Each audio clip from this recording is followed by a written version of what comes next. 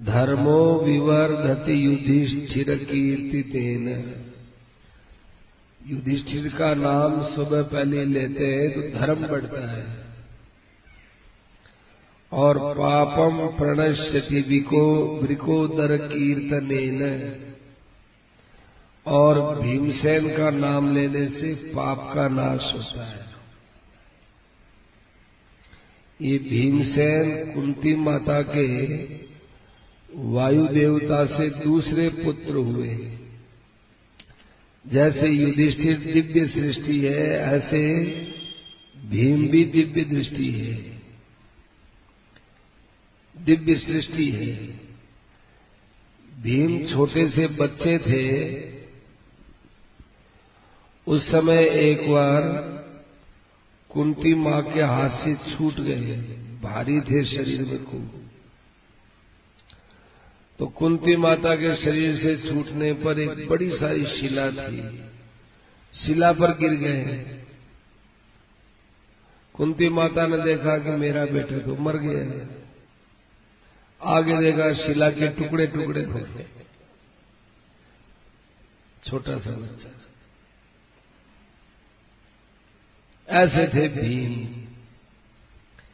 भीम बल में, पराक्रम में, शौर्य में, मनोबल में, शरीर बल में किसी से कम नहीं थे। अपने जमाने के योद्धाओं में भीम का नाम आता था। भीम जितने बलवान थे उतने ही भीम भोले भी बहुत थे, बहुत सरल थे। किसी की राजनीति जल्दी समझने की कोशिश भी नहीं करते और उनको राजनीति की बातें आती भी नहीं थी।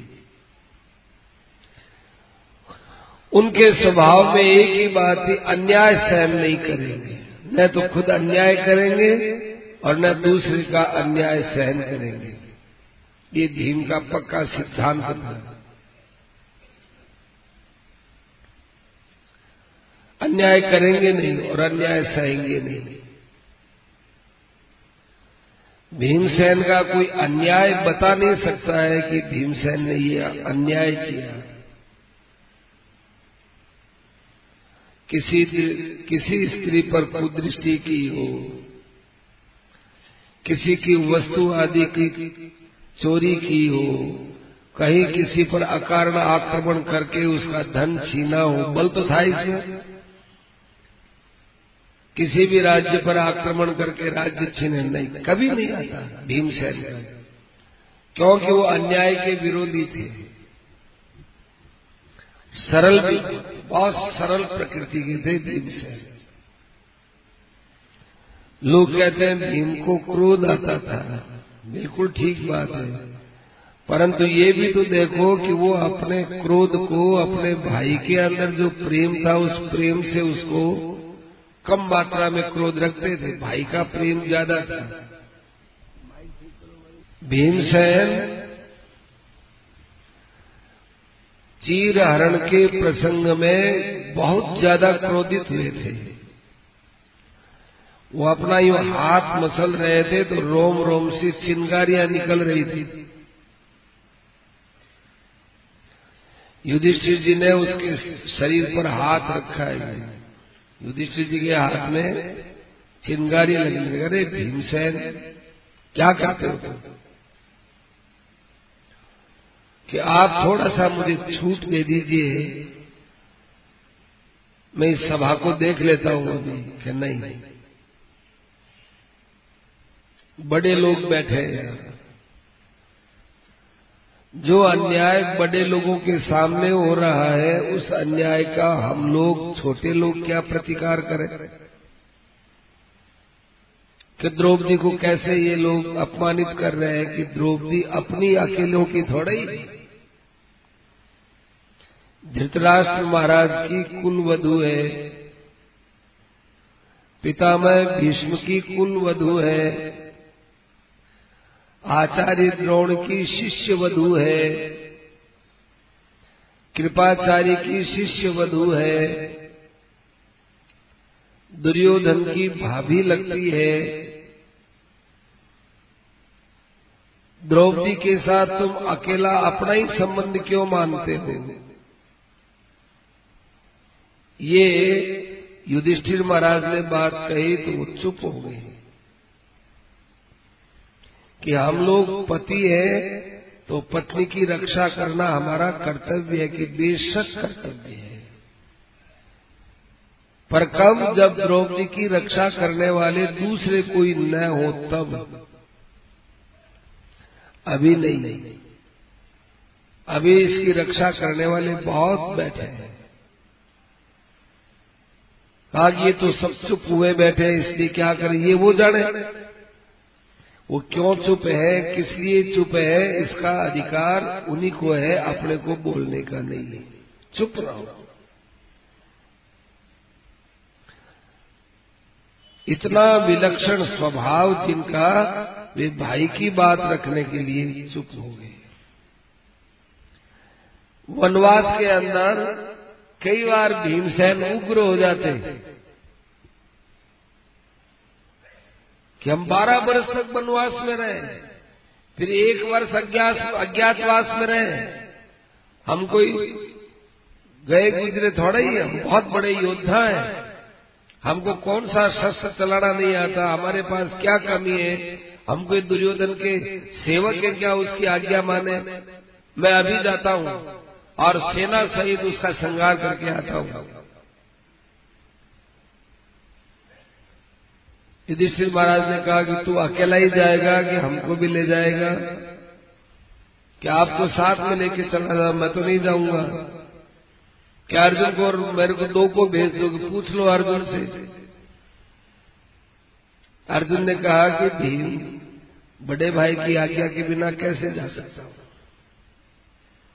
और आप भी जाने की हिम्मत क्यों कर रहे हैं? चुप हो गए। ऐसे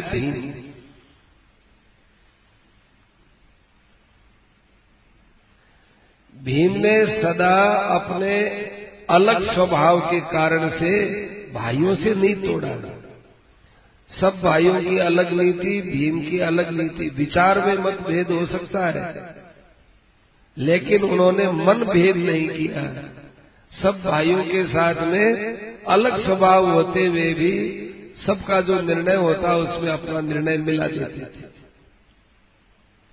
दुनिया को सिखाया उन्होंने कि आपस में नहीं बनती, मतभेद है। आपको कोई क्या लगे, युधिष्ठिर को कोई बात है, अर्जुन के मन में कोई बात है, नकुल सहदेव के मन में कोई बात है,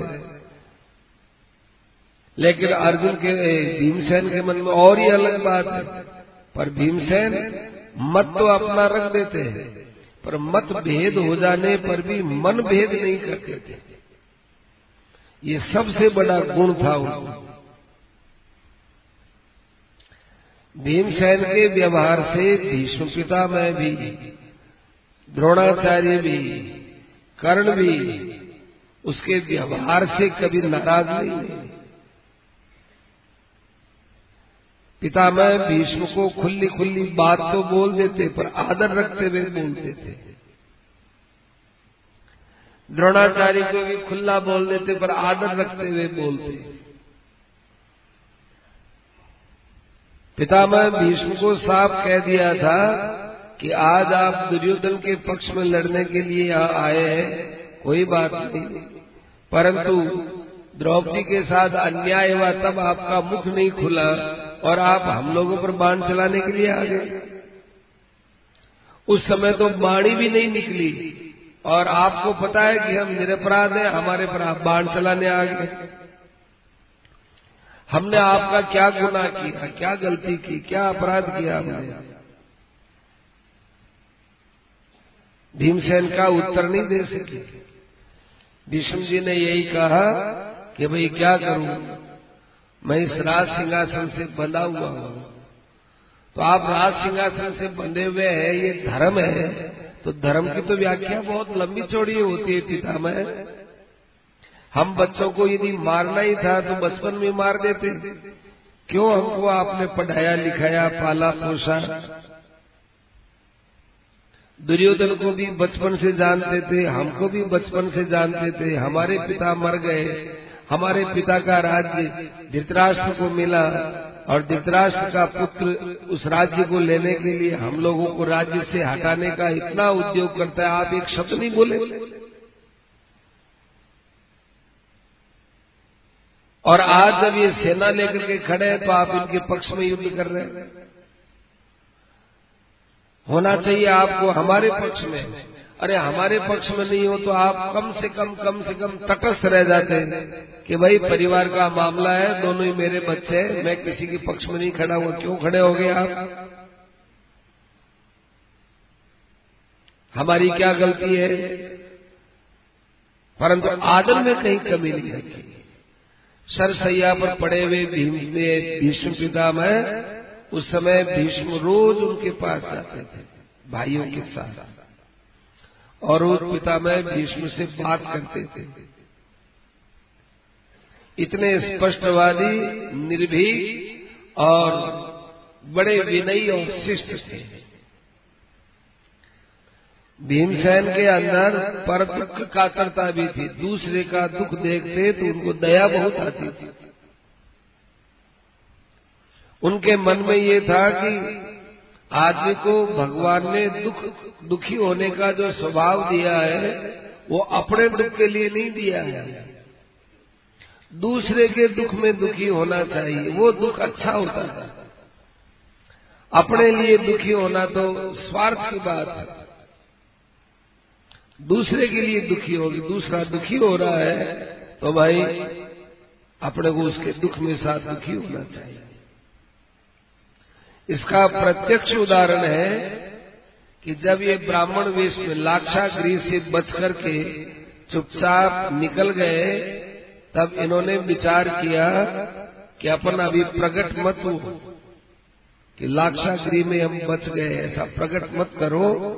अभी देखें दुर्योधन क्या क्या चाल चलता है, हमारे मरने की खबर उसको होती है, फिर देखें क्या क्या होता है।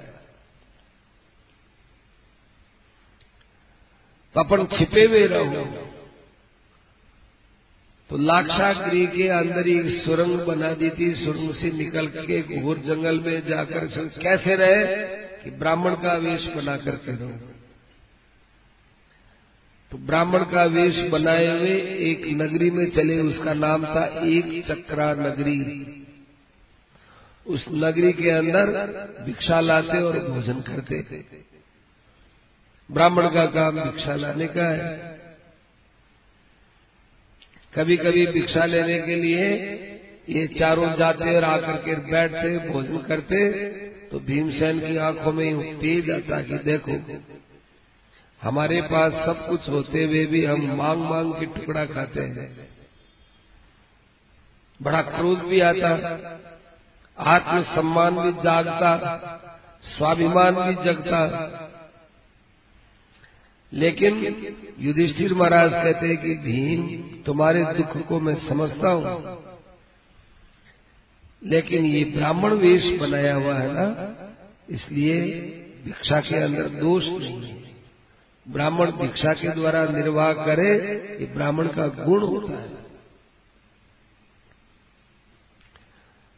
विनोद की बात यह है कि जितनी भिक्षा आती थी उस भिक्षा में माँ कुंती पूरी आधी रोटियां अलग भीम के लिए रख देती, और बाकी जो बचता उसमें ये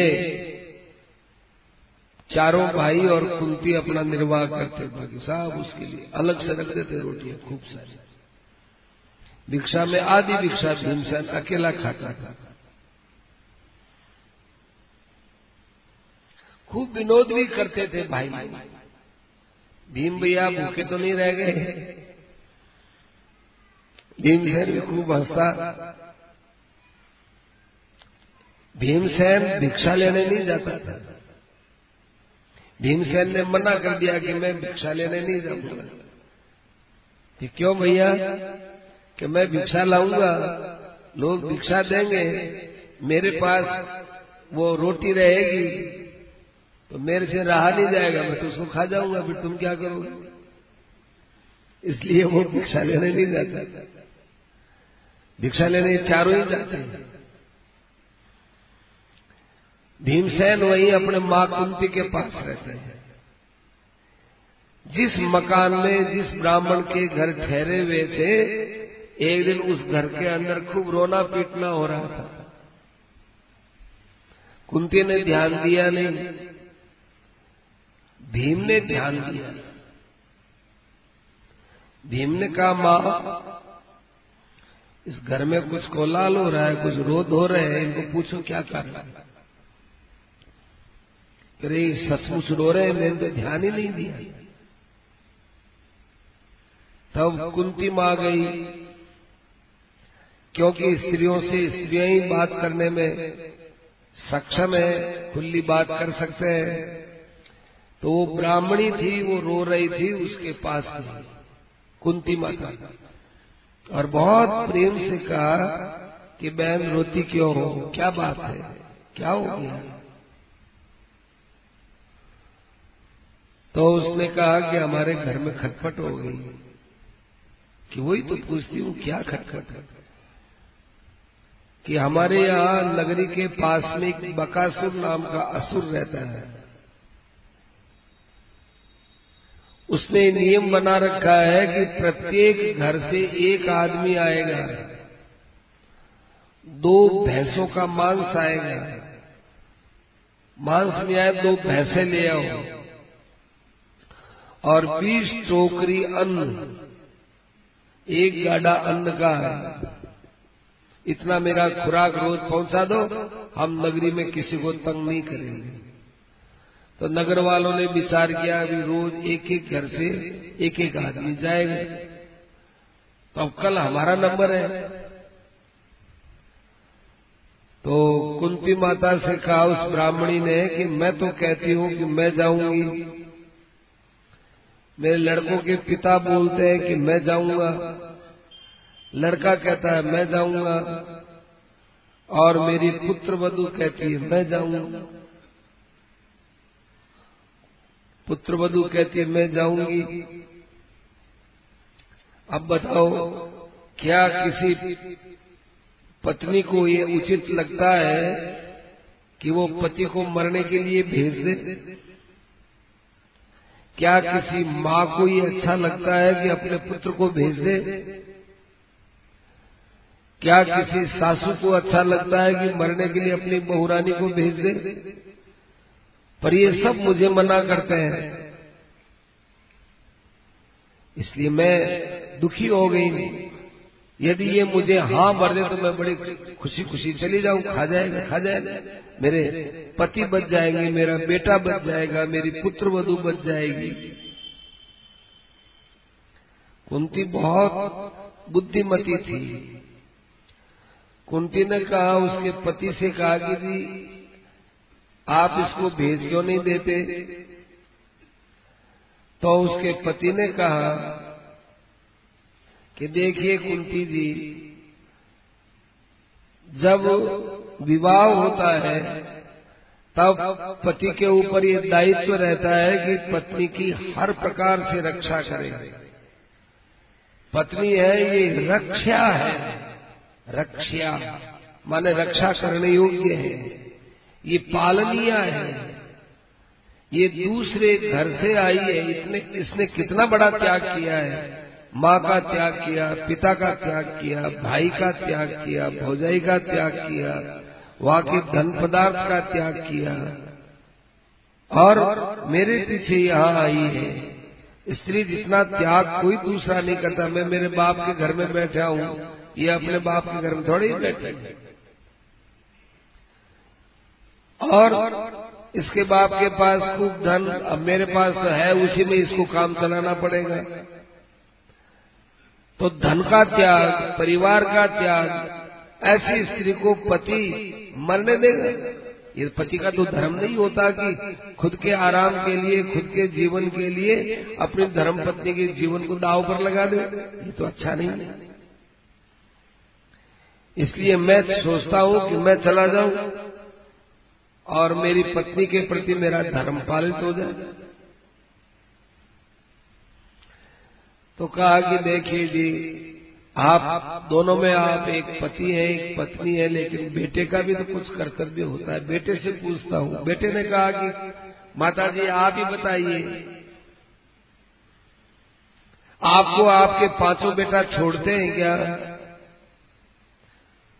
आप विधवा हो गई लेकिन बेटों ने आपको कभी छोड़ा क्या? आप पर इतना संकट है फिर भी आपके पास 5 बेटा आपको हरदम चाहते रहते हैं। जीवन में माँ बाप मिलते कितने हैं, और उसमें मनुष्य शरीर में जो माँ बाप मिलते हैं उनकी सेवा करने मात्र से कल्याण होता है, अलग से कोई भजन की जरूरत ही नहीं। अलग से माँ बाप की सेवा को तो छोड़ दो, जाके भजन करो और कल्याण हो जाएगा, नहीं होगा। हमारा धर्मशास्त्र कहता है जिन माता पिता के चरणों में प्रणाम करने मात्र से कल्याण होता है, और पुत्र होता ही पिता की और माता की आज्ञा पालन करने के लिए। पिता और माता जो चाहे उसको पुत्र पहले ही बिना कहे कर दे, वो श्रेष्ठ पुत्र होता है। पिताजी कहे और उसके बाद बेटा करे तो वो 2 नंबर का बेटा होता है, मध्यम पुत्र होता है। पिताजी कहते रहे और बेटा करे नहीं, वो तो अधम पुत्र होता है, महान निकृष्ट निम्न पुत्र होता है। पुत्र नहीं है, वो तो पिता का मलमूत्र है, पुत्र नहीं है। मैं माँ बाप में से किसी को भेज दूंगी, जाओ बकासुर के यहाँ भोजन में चले जाओ, ये मेरे आंखों के सामने कैसे संभव है? क्या अभी 5 भाइयों पर कोई कष्ट आए तो माता जी उस कष्ट को दूर करने के लिए ये आपको आगे कर देंगे क्या? युधिष्ठिर है, भीम है, अर्जुन है, नकुल है, सहदेव आपको आगे कर देंगे माता जी आप मर जाओ, हम यहाँ बैठे आराम करते हैं। कुंती माँ ने कहा मेरे बेटे ऐसा नहीं, तो फिर मैं अपने माँ बाप को कैसे मरने दूंगा? पुत्रवधू ने कहा कि देखिए आपने पति और पत्नी का संबंध देख लिया ना, ये मेरे पति है, मैं इनको कैसे जाने दूं? ऐसे करके इनकी बातें हुई तो कुंती ने कहा कि देखो अभी आप रुक जाओ, जाओ आओ कहीं मत, तुम सब धर्म की बात करते हो, तो मैं भी अपने एक धर्म की बात कह दूं कि आप क्या कहोगी माता जी? कि देखो आपके घर में हम रहे, हम आपके मेहमान के रूप में रहे यहाँ। जो आदमी किसी के घर थोड़ी देर भी आज रह जाता है, उस घर का सारा सुख दुख उस आदमी को मिलता है। तो मेरा एक कर्तव्य है कि मैं आपके सुख में सुखी रही, तो मैं आपके दुख में भी सहभागिनी बनूं। मैं अतिथि हूं ना आपकी। अतिथि को तो केवल ये आत्मीयता के साथ रहना चाहिए, अतिथि को अतिथि होकर के नहीं रहना चाहिए। आप लोगों ने तो अतिथि माना, ये आपका धर्म है। मेरा धर्म है कि मैं अपनत्व के साथ आपके साथ व्यवहार करूं। आप मेरे, मैं आपकी अतिथि हूं इस दृष्टि से नहीं रहूंगी, मैं आपकी खास इस परिवार की हूं, ऐसा मैं रहूंगी। न तो आपका बेटा कोई जाएगा, न आपका कोई पति जाएगा, कल जाएगा तो मेरा बेटा जाएगा। कि ये कैसे संभव है? मेरा बेटा जाएगा, आपके बेटे को नहीं जाने दूंगा। और उस ब्राह्मणी से कहा कि बहन तुम्हारे पति नहीं जाएंगे, कोई नहीं जाएगा तुम्हारे पास, मेरा बेटा जाएगा। मेरे तो 5 है, एक कम हो जाएगा तो हो जाएगा। तुम लोगों के घर में रह गई और तुम्हारे संकट को मैंने अपना संकट नहीं समझा, तो फिर यहाँ रहना तो पशुओं के समान रहना हुआ हमारा। घर में तो चूहे भी रहते हैं, चींटी, चिड़ी, कमेड़ी, उंदर घर ही में घर के साथ। सांप बिच्छू भी तो यहाँ रहते हैं, हम कोई सांप बिच्छू बनकर थोड़ी आए हैं, हम तो आदमी था। मेरा बेटा जाएगा, मेरा बेटा कोई नहीं जाएगा। सबको कुंती माता ने दबाव से कह दिया, और ये दबाव लगता भी अच्छा है। कुंती ने जाकर अपने बेटे से कहा कि भीम भैया, भीम बेटा, ये हो रही है समस्या इनकी समस्या ये हो रही है कि कल बकासुर का अच्छा माँ आपने क्या किया कि मैंने तो कह दिया कि मेरा बेटा जाएगा, बस माँ बहुत अच्छा किया, यही मैं चाहता था, ऐसे मौके पर मेरे को आगे कर दिया करो। अब दूसरे दिन वो भीमसेन गया, वो बकासुर कहा कि भाई गाड़ा पर सामान आना चाहिए, 2 भैंसा आना चाहिए, तुम अकेले कैसे आए हो, तुम्हारे अकेले से मेरा भोजन थोड़ी हो जाएगा। अब भीमसेन ने उसको कहा देखो भाई, मैं यहाँ भोजन करने आया हूँ, भोजन कराने नहीं आया हूँ, तेरा भोजन आज मैं करूंगा। क्या उस वृकासुर को वहां मारा है भीमसेन। अब दुशासन को ज्यादा मारा कि वृकासुर को मारा, ये तो क्या कहे, मारा बहुत भीमसेन ने वृकासुर। ऐसा मारा उसको कि उसके प्राण निकल गए, सारे नगर के अंदर बात फैल गई कि वृकासुर को कल इस ब्राह्मण परिवार ने जाकर मार दिया। वही ब्राह्मण को बड़ा स्वागत हो। अब कुंती ने उन सब ने कहा देखो नाम हमारा मत लेना,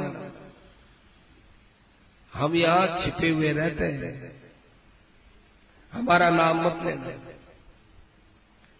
हमारा नाम ले दोगे तो हमारा ज्ञान सब जगह हो जाएगा, और अभी हमारे लोग पीछे लगे हुए हैं।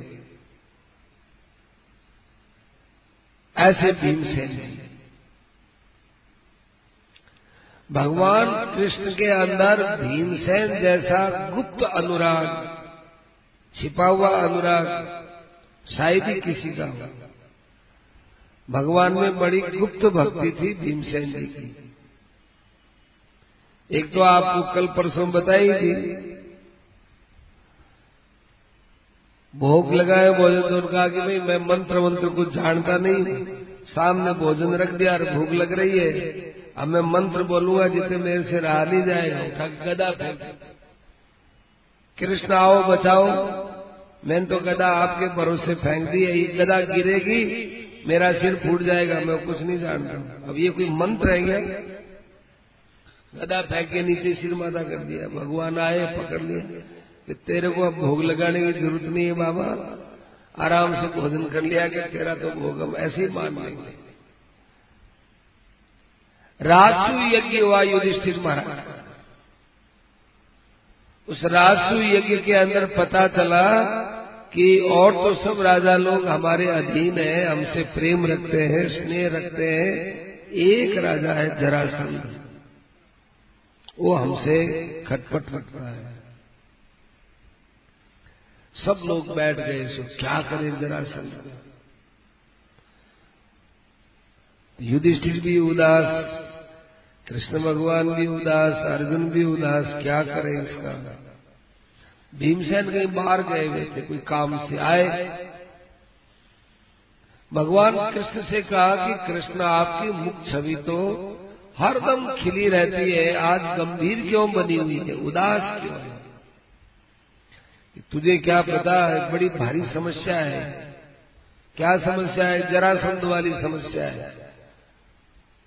तो जरासंध की समस्या है तो मेरे को ले चलो, मेरे को ले चलो, सब समस्या का समाधान कर दूंगा। भगवान ने कहा वो बहुत बलवान है। तो भीमसेन ने जो उत्तर दिया है ना, उसके बाद भगवान की बोली बंद हो गई। भीमसेन ने किया उत्तर दिया कि त्वद बुद्धि बलम आश्रित्य, आपके बुद्धि बल का आश्रय लेकर मैं युद्ध करूंगा। तो क्या आपके बुद्धि बल से भी ज्यादा बलवान है क्या जरासंध? यदि आपके बुद्धि बल से, आपके कृपा बल से ज्यादा बलवान हो तब तो मैं युद्ध नहीं करूंगा। लेकिन आपकी मेरे पर कृपा है, आपका बुद्धि बल मुझे मिला हुआ है, आपका वरदहस्त मेरे पर है। जयो अस्माकमि गोविंद येषाम नाथो भगवान सदा, जिनके ऊपर आपकी कृपा रहती है, उनकी हमने आज तक पराजय नहीं सुनी। अब हमारी पराजय कैसे होगी, हमारी हार कैसे होगी?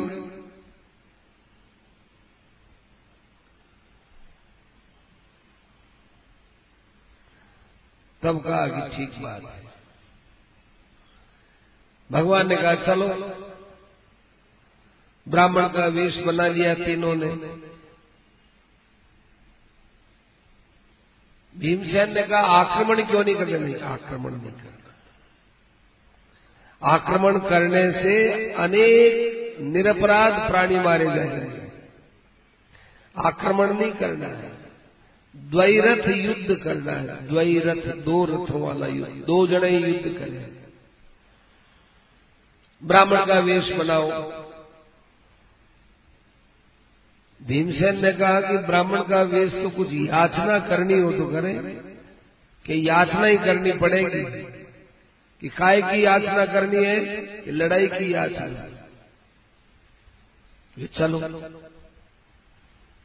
तीनों ब्राह्मण बने। जरासंध ने ब्राह्मणों को सुबह दान देने की प्रतिज्ञाएं कर रखी थी। रोज दान देता था, जो आवे ये ले जाओ, ये ले जाओ, ये ले जाओ। ऐसे दान में ब्राह्मण आते आते आते कृष्ण भगवान तो बीच में है, इधर अर्जुन है, इधर भीम है, या इधर भीम है, इधर अर्जुन है, बीच में कृष्ण भगवान है। तो देखो ये यूं खड़े नहीं हुए कि इधर कृष्ण और पीछे अर्जुन और यूं भीम, यूं नहीं हुए, ये यूं खड़े हुए।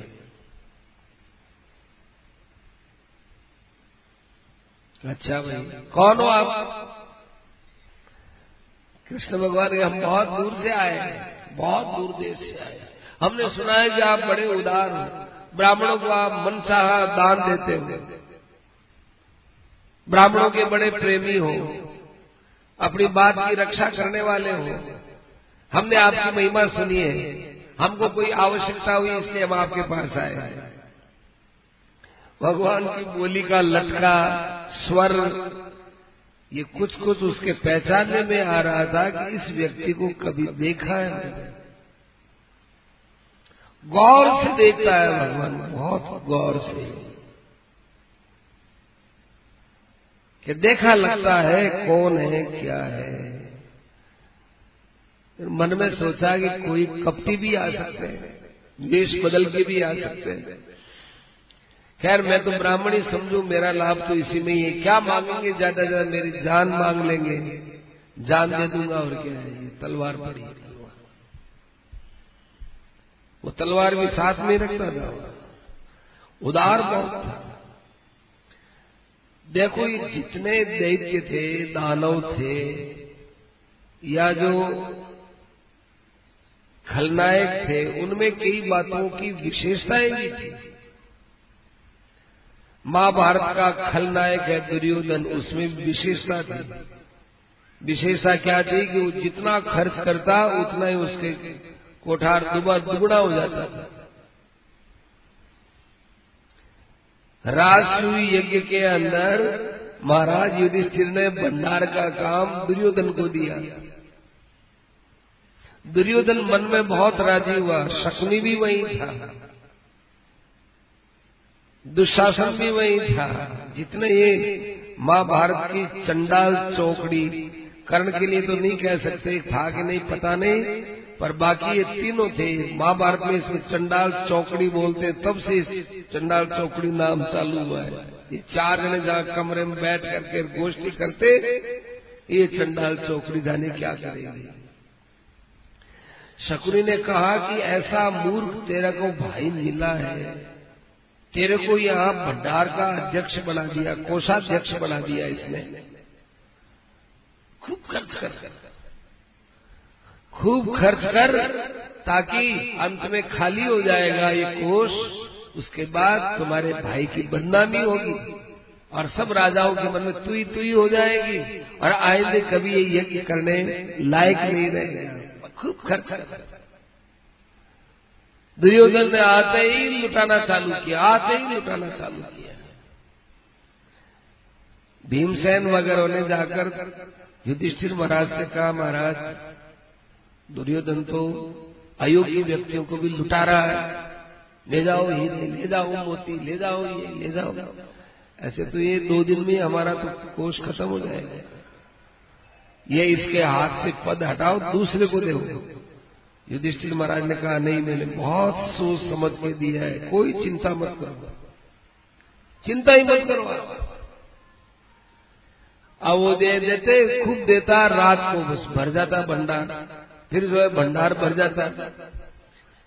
दुर्योधन देखता कि युधिष्ठिर के पास जाने कितनी संपत्ति होगी, मैं दिन में खाली कर देता हूँ, रात को पूरा भर जाता। बात क्या है? अब है तो खुद की विशेषता, लेकिन खुद को ज्ञान ही नहीं। एक दुर्योधन में विशेषता थी। देखो, हर आदमी में विशेषता होती है, चाहे अच्छा हो, चाहे बुरा हो, चाहे कोई, हर आदमी में गुण होता है। हर आदमी में अवगुण हो ये जरूरी नहीं है। हर आदमी में गुण है ये जरूरी है, चाहे कोई कितना ही पापी हो, कितना ही कसाई हो, कितना ही बेईमान हो, फिर भी उसमें कोई न कोई गुण रहेगा। कारण क्या है? कारण यह है कि हर प्राणी परमात्मा का अंश है। परमात्मा का अंश होने से भगवान का गुण उसमें आएगा, चाहे कुछ भी हो जाए। तो भगवान का अंश होने के नाते उसमें भगवान के गुण रहेंगे। लेकिन अवगुण रहे, हर आदमी कोई न कोई अवगुण रहे, ऐसा अवगुण नहीं मिलता। अच्छे अच्छे संत हुए, महापुरुष हुए, गीता के अंदर जितना स्थितप्रज्ञ का लक्षण देख लो, भक्तों का लक्षण देख लो, ज्ञानियों का लक्षण देख लो, कहीं पर भी कोई अवगुण की बात नहीं आती, अवगुण नहीं आता। कुछ न कुछ अवगुण रहे तो ये तो गीता तो बोलती ना, भगवान कहते तो सही कि देखो भाई, जो भक्त है उनमें ये अवगुण रहता है। भक्ता से अतीव में प्रिया, यो मद भक्त समय प्रिय है, यो मद भक्त समय प्रिय है, भक्तिमान में प्रियो न रहे। ऐसे लिए भगवान ने पद दिया है। क्यों? उनमें कोई किसी प्रकार की कमी नहीं रहती। संसार से ऊपर उठा नहीं, सब कमी पीछे रह जाती है। जो ही प्राणी अपने को भगवान से जोड़ लेता है कि मैं भगवान का हो गया, अब उसके बाद उसमें कोई कमी नहीं आ जाती। तो भगवान कृष्ण ने कहा कि हम बहुत दूर से आए हुए ब्राह्मण हैं और हम आपसे कुछ लेने के लिए आए हैं। बोलो बोलो क्या लोगे? मेरा यदि तुम प्राण भी लोगे तो ये तलवार नहीं, ले लो प्राण। भगवान कृष्ण का अरे राम राम राम राम, हम तलवार से आपका सिर काटे राम राम। ऐसे ब्राह्मण थोड़ा ही है, ऐसे ब्राह्मण नहीं। तो हम तो और ही ढंग के ब्राह्मण हैं। तो बोलो ना क्या चाहते हो? हम युद्ध चाहते हैं। युद्ध चाहकर मेरे को मारोगे? मैंने कहा ना तलवार पड़ी, ना ना ऐसा नहीं। ब्राह्मण होता है, सिंह होता है, ये अपना हक स्वयं बनाकर खाते हैं। सिंह दूसरे का शिकार नहीं खाएगा, दूसरे का मारा हुआ होगा नहीं खाएगा, वो अपना ही होता है। ऐसे ही ब्राह्मण दूसरे का नहीं खाया जाता। तो अभी तुम क्या चाहते हो कि हम युद्ध चाहते हैं और कुश्ती युद्ध चाहते हैं, केवल आपसे चाहते हैं, हम 3 में से किसी के साथ। तो फिर हो कौन? कुश्ती करने वाले, लड़ने झगड़ने वाले ब्राह्मण तो नहीं होते। भगवान ने कहा मुझे पहचानो। तब कहा कि आपको देखा हुआ तो है, कहाँ देखा, कैसे देखा, पूरा याद नहीं आ रहा है। याद नहीं आया है? याद कराऊं? आप मथुरा आए थे, 17 बार 23 अक्षौहिणी सेना लेकर आए थे। वहां पर आपको मार मार के किसने भगाया? अरे तू वासुदेव कृष्ण है। ओहो, 18वीं बार तूने ही तो पीठ दिखाई थी ना, पीठ दिखा के भग गया था ना तू। ओहो, कैसा बोलता है, तेरी आवाज में वही मिठास, तेरी दृष्टि में वही प्रियता, तेरे अंदर शत्रु का भाव है ही नहीं कृष्ण। तू चाहे हमको मार पीट के भगाया होगा, हमारा धन भी छीन लिया होगा, लेकिन तेरी सकल सूरत पर कहीं पर भी शत्रुता नहीं दिखती। क्या बताऊं कृष्ण, एक आत्मीयता दिखती है, ऐसा लगता है तू मेरा है। अब तू कहता है कि युद्ध करो, अब तुम्हारे साथ कैसे युद्ध करूं? मुझे तो उस दिन बड़ा पश्चाताप हुआ, तो पीठ दिखा के भगा, तो मेरे मन में बड़ा दुख हुआ कि बेचारे को मैंने भगाया, अच्छा नहीं किया। तेरे साथ तो कोई युद्ध नहीं करूंगा भैया, पीठ दिखा के भग गया। ये कौन है? ये मेरा भुआ का बेटा अर्जुन है। अच्छा, अर्जुन का भी नाम तो सुना है, कृष्णार्जुन कृष्णार्जुन कृष्णार्जुन। अच्छा, यही अर्जुन है क्या? हाँ, यही अर्जुन है। तो आपकी भुआ का बेटा है, लेकिन आप दोनों की शकल एक जैसी मिलती है, पता ही नहीं चलता। दोनों का शरीर गठन भी एक जैसा लगता है, जैसे सगे भाई हो। कोई बात नहीं, भुआ का बेटा है तो कोई बात नहीं, तुम्हारे जैसा ही लगता है तो उसके साथ क्या युद्ध करो, इसके साथ युद्ध नहीं। ये तीसरा कौन है? ये दृष्टपुष्ट, ये भी मेरे भुआ का बेटा है। अरे ये भुआ का बेटा क्या नाम है इसका? इसका नाम भीमसेन। भीमसेन इनका नाम है? हमको किसी ने बताया था कि भीमसेन बहुत बलवान है, भीमसेन ऐसा है, भीमसेन यूं है, बताया तो था लोगों ने।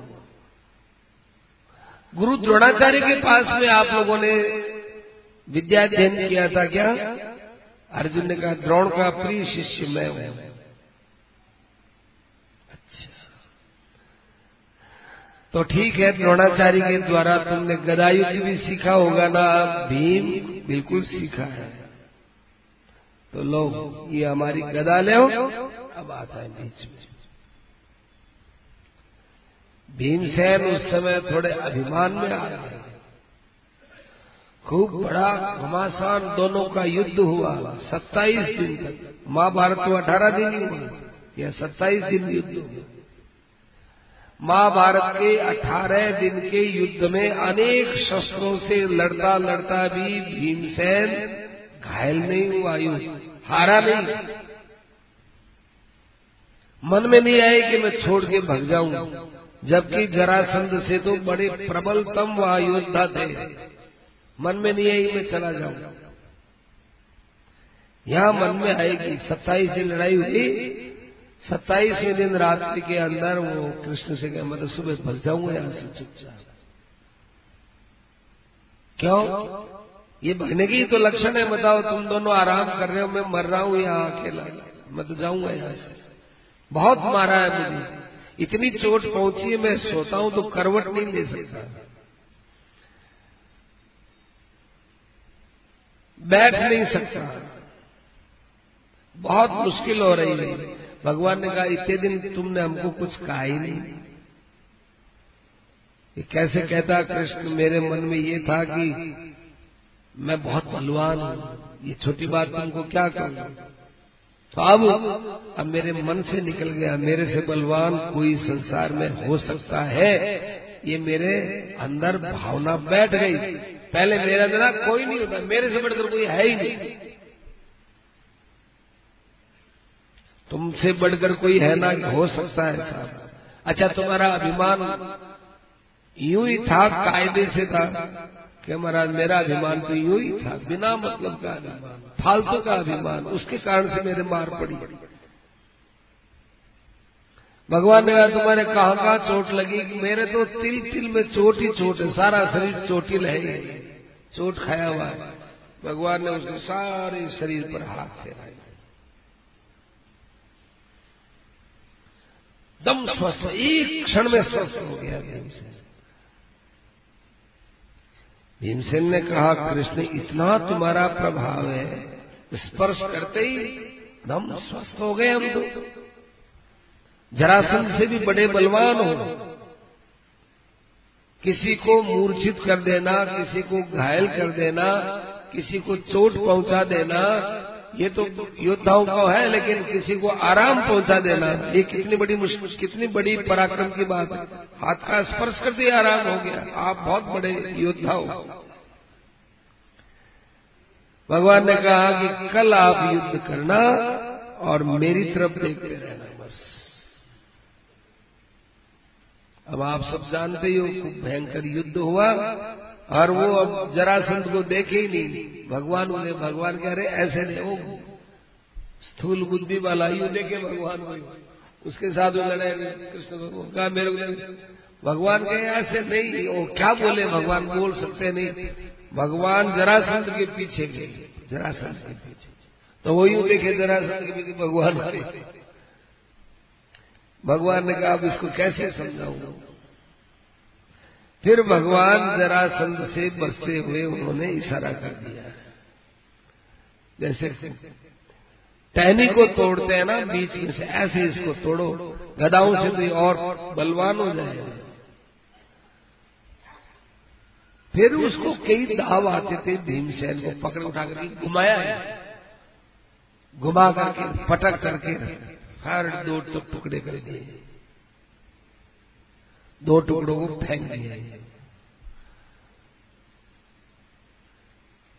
क्योंकि जरा नाम की एक राक्षसी ने, बात क्या हुई, एक राजा के यहाँ लड़का हुआ, वो लड़का पैदा होते ही बद्दी सूरतकार बहुत बुरी तरह से करके रोने लगा।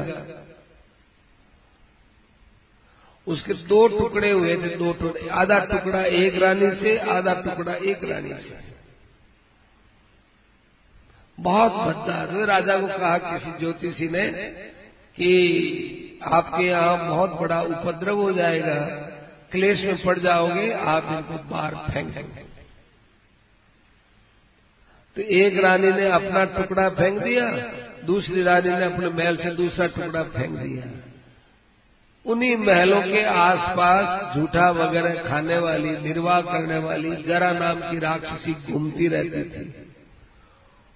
उसने देखा कपड़े में लिपटा हुआ क्या है, तो एक आधा शिशु, उसको भी देखा तो आधा शिशु, यूं देखने लगी क्या है, एकदम जुड़ गए वो दोनों, जो ही पास में लाए जुड़ गए। तो जरा के द्वारा संधित होने के कारण से, जुड़े हुए होने का उसका नाम जरासंध पड़ गया। फिर वो बड़ा हो गया, फिर पराक्रम दिखाया, राजा हो गया। फिर जरासंध की अपनी कथा थी, वो जरासंध से तोड़ने से ही वो मरा। तो भीमसेन ने कहा कि देखो प्रभु, वहां से रवाना हुए तब कि मनुष्य अपना बल रखता है, तब तक मनुष्य को कितना कष्ट उठाना पड़ता है, और यदि आप पर ही डाल दे, आप जानो आपका काम जाने। एक आदमी के भयंकर बीमारी में तकलीफ थी, बहुत भयंकर तकलीफ। एक संत आए, उन्होंने कहा कि देखो इस बीमारी को और इनको सबको भगवान पर डालो, छोड़ दो अपने मन का संकल्प कि मैं स्वस्थ कैसे होऊंगा, मैं कैसे ठीक, तुम भगवान पर छोड़ दो, मेरी मर्जी है जैसा करो। शरीर तो एक दिन वैसे ही जाएगा, अभी जाए तो अभी जाए, बाद में जाए तो बाद में जाए।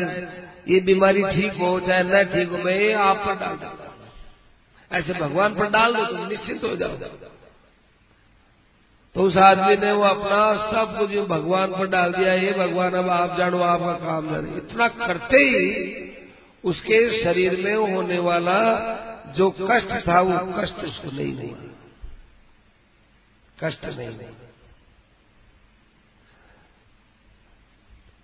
डॉक्टर लोगों ने कहा कि अब तुम्हारे दवाई लग गई है, धीरे धीरे तुम ठीक हो जाओगे। उसने ठीक हो जाएंगे तो क्या, नहीं होंगे तो क्या होगा, जैसा होगा। वो बिल्कुल उपेक्षित हो गया और वो अंत में जाके स्वस्थ हो गया।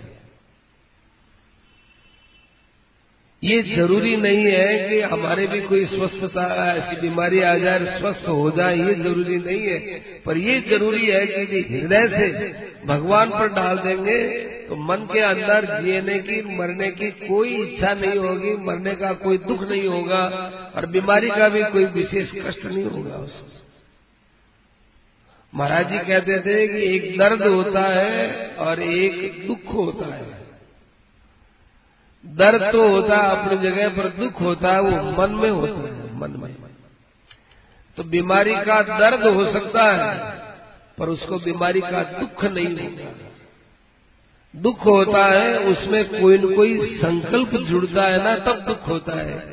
ये बीमारी आ गई, अब मैं मर जाऊंगा, जी जाऊं तो बड़ा अच्छा है। ये जीने का जो संकल्प है इससे दुख पैदा होता है। एक बीमारी नहीं, जितने संसार के दुख हैं उन दुखों के पीछे कोई न कोई हमारा संकल्प रहता है। ये संकल्प भगवान पर डाल दिया जाए, दुख नाम की चीज खत्म हो जाएगी। भीमसेन ने कहा महाराज मैंने तो व्यर्थ में ही अपने पर लिया भार, पहले से ही मैं आपसे पूछ लेता कि प्रभु बताइए मैं क्या करूं, कैसे युद्ध करूं, तो इतना मेरे को समय नहीं लगता। भगवान ने कहा कि देखो जितनी चोट पड़ी थी जरासंध की वो भीमसेन पर नहीं पड़ी, भीमसेन के अंदर छिपा हुआ घमंड था, उस घमंड को पड़ी है। जैसे कोई किसी को प्रेत लग जाए और प्रेत लगने पर उसको पीटते हैं तो शरीर तो उसी का ही दिखता है, लेकिन दर्द उस होता है भूत को, प्रेत को होता है। इसी प्रकार तुम्हारे अंदर अहंकार रूप प्रेत था, उसकी पिटाई हुई। ऐसे थे। राजसू यज्ञ पूरा करके भगवान वहां से रवाना हुए तो दारुक ने कहा चलो महाराज मैं आपको द्वारिका ले चलता हूँ। युधिष्ठिर ने कहा कि दारुक तुम तो हरदम चलाते ही रहते हो रथ, आज मेरे भाई लोग चलाएंगे। तो अर्जुन था वो रथ हाँकने लगा, दूसरे भाई थे वो छड़ी छत्र लिए और भगवान के ऊपर छत्र लेकर के भीमसेन चलाई, छत्र ले लिए भगवान। इतना भगवान में प्रेम। भगवान भी भीमसेन से बहुत मजाक करते रहते थे। एक बार भीमसेन गया द्वारिका, भोजन का समय था, भगवान ने देख लिया कि हाँ भीमसेन आ रहा है, भोजन का समय है। तो भगवान कमरे में बैठ गए एक जगह, भोजन की जगह, दरवाजा बंद कर दिया और अपने सेवकों से कह दिया कि भीमसेन को कहना कि अभी नहीं आए, अभी हम नहीं मिलेंगे। भीमसेन वहां जोर जोर से बातें करता है, जोर जोर से बोलता है कृष्ण अकेला कैसे खाते हो तुम, तुम्हारे व्रत की आदत गई नहीं, तुम वहां चोर चोर के खाते थे, यहाँ छिप छिप के खाते हो। ऐसे करके खूब बोला तो भगवान को जोर से हंसी आ गई। हंसी आई, उसको बुला करके कहा क्यों बकता है तू इतना, क्या हो गया? उसने कहा मैं नहीं बक रहा हूं, तो अंदर से भूख बक रही है। तो फिर बैठा के खूब बड़े प्रेम से भोजन कराया। जान के भगवान ने मजाक की, अपने हाथों से परोस परोस करके भगवान ने उसको छका दिया। ऐसे ही भीमसेन पांडवों में से 2 हो गए और कल अर्जुन की बात चलेगी। देखो भाई आज गोस्वामी जी महाराज की जयंती है। गोस्वामी जी महाराज के लिए बोलते हैं कि सावन सुदी सप्तमी के दिन ही उन्होंने जन्म लिया, और कई कहते हैं सावन सुदी सप्तमी में उनका शरीर शांत हुआ, कई कहते हैं कि दोनों ही काम इसी के दिन हुआ, ऐसे भी बोलते हैं। गोस्वामी जी महाराज ने रामचरितमानस लिख करके एक बहुत बड़ा समाज का उपकार किया। राम की जो लीला लिख दी और समाज के अंदर बहुत बड़ी शिक्षा दी। ये रामचरित्र की शिक्षा वाल्मीकि रामायण में इतनी नहीं मिलती, दूसरे रामायणों में नहीं मिलती। ये भगवान के राम जी के चरित्र की शिक्षा जितनी तुलसीदास जी से मिलती है उतनी किसी से नहीं मिलती। तुलसीदास जी महाराज की चौपाइयां वेद मंत्र के समान है, क्योंकि तुलसीदास जी ने जिस साधना में अपने जीवन की अंतिम कृति में रामचरितमानस लिखा है, तुलसीदास जी का विनय पत्रिका का जो भाव है वो दीन भाव है, और उसके बाद उन्होंने ये रामचरितमानस लिखा है। तो रामचरितमानस के द्वारा सृष्टि का बहुत बड़ा उपकार, खास करके भारतवर्ष का उपकार, और खास करके सत्य सनातन हिंदू धर्म का बहुत बड़ा उपकार किया है। ऐसे तुलसीदास जी महाराज को हम लोग बड़ी श्रद्धा से नमन करते हैं।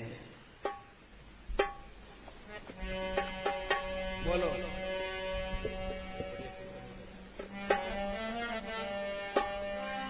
जय सीताराम सीताराम सीताराम, जय सीताराम जय सीताराम सीताराम सीताराम, जय